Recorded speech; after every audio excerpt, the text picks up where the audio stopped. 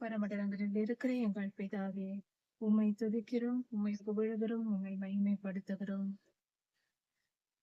சமாதானம் தாரும் எங்கள் தெய்வமே, நீதியின் சூரியனே, எங்கள் வாழ்க்கையில் உம்முடைய நீதி விளங்கட்டும் சுவாமி. கர்த்தாவே, உம்முடைய வேத வசனம் சொல்லுகிறதப்பா, எங்களை நீர் நீதிமான் ஆக்குகிறீர் என்று. அந்த வார்த்தையின்படி எங்களை நீதிமான் ஆக்கும், எங்களை பரிசுத்தப்படுத்தும். எங்களிடத்தில் இருக்கிற அநீதி, அக்கிரமம், துன்மார்க்கம் இவைகளெல்லாம் செய்யும்படியாக தூண்டுகிற கெட்ட குணங்களை எங்களை விட்டு அகற்றி போடும். எங்களை நீதிமானாய் மாற்றும். தீய குணங்கள் எங்களை விட்டு போகும்படியாகவும், உம்முடைய அளவற்ற கிருபையினால் எங்களுக்கு நற்குணங்கள் உண்டாகும்படியாகவும் எங்களை போதித்து, எங்களை ஆளுகை செய்து, எங்களுக்கு உம்முடைய ஆவியை தந்து வழி நடத்தும். எங்களை பரிசுத்தப்படுத்தும் சுவாமி.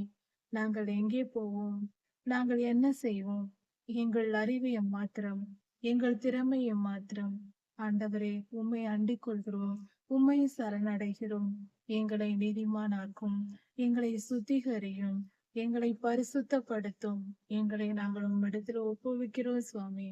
நீதியின் காரியங்களை மேல் நோக்கமாயிருந்து நாங்கள் செய்யும்படியாகவும், எங்கள் வாழ்க்கையின் எல்லா செயல்களும் நீதியுள்ளதாய் இருக்கும்படியாகவும் எங்களை ஆசீர்வதித்து, எங்களுக்கு தெரிந்த புத்தியை தந்து, உம்முடைய ஆவியையும் தந்து எங்களை ஆசீர்வதியும் சுவாமி. எங்களை நீதிமானாக்கும். உம்முடைய வார்த்தை, உம்முடைய வசனம் சொல்லுகிறபடி நாங்கள் கேட்கிறோம். ஆண்டவரே, உம்முடைய சித்தப்படி கேட்கிற எவனும் பெற்றுக்கொள்கிறான் என்ற வசனம் சொல்லுகிறதே. உம்முடைய சித்தப்படி கேட்கிறோம். எங்களை நீதிமானாக்குவது உமக்கு பிரியமாய் இருக்கிறது. எங்கள் துர்குணங்களை விட்டு நாங்கள் விலகுவதே உமக்கு பிரியமாய் இருக்கிறது. மனம் திரும்புங்கள் என்று பிரசங்கித்தீரே. ஆண்டவரே, உம்முடைய வார்த்தைகளை நினைவு கூறுகிறோம். எங்களை அர்ப்பணிக்கிறோம். எங்களை நீதிமானாக்கும். எங்கள் வாழ்க்கையை ஆளுகை செய்யும், பொறுப்படுத்திக் கொள்ளும். எல்லா துதி கன மகிமையும் உமக்கே உண்டாவதாக. ராஜாதி ராஜா இயேசுவின் நாமத்தினால் பிதாவே, ஆமேன். மாரநாதா.